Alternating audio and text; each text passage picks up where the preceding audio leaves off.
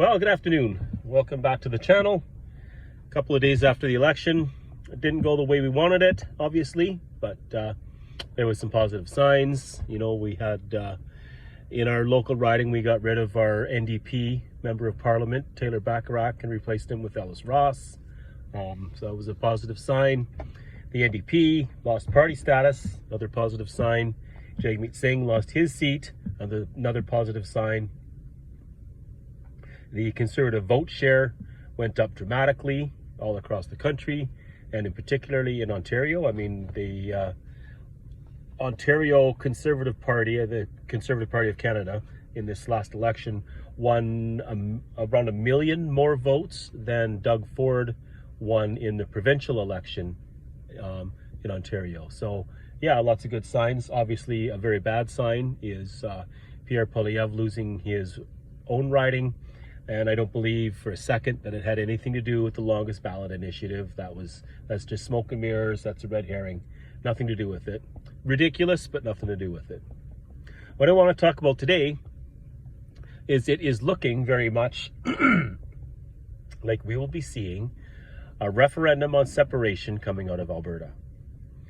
So yesterday, Danielle Smith came out and announced the changes that she was making to the requirements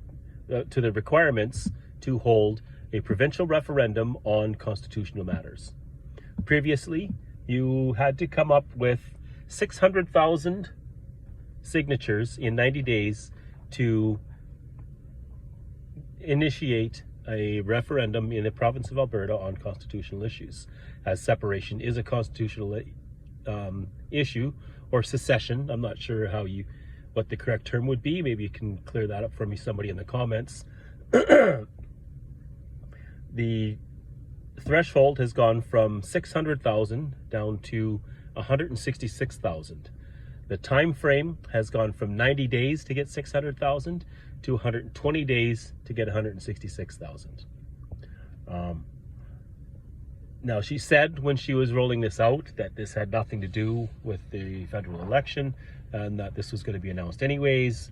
But I think that, you know, it's giving Albertans at least the ability to get it rolling and see what actually happens. Do I think Alberta will separate? You know, I know all the arguments against, how difficult it would be. The requirements to win the referendum, and then you have to get approval from every single province in Canada, you know. So I understand the difficulties behind it, but I am 100% convinced that we will see a referendum on separation/secession in Alberta sometime in the next year, and potentially in the province of Quebec shortly thereafter. So we'll see where it goes. I have always maintained and always believed that it should be easier to hold referendums, not harder. So that in itself is a positive sign. Do I think Alberta's going to go? Probably not, but I think that you're going to see a lot more support there than the mainstream pundits are willing to admit. Do I think we should have one here in British Columbia, where I live? Well, yes, I think we should have one, but I think we need to deal with the north-south divide before we deal with the provincial-federal divide. The rural north in British Columbia is grossly misrepresented by the urban south, Vancouver in particular. Vancouver, Victoria, the Gulf Islands, you know, they basically determine how the rest of us should be living our lives, what the rest of us should pay for everything, and that is, I believe, the first step that needs to happen before we think about whether we're going to be, you know, holding a referendum on leaving the country of Canada. Those are my thoughts. Feel free to disagree, you know, or agree. Hit me up in the comments. Don't forget to like, share, and subscribe. We'll see you on the next one.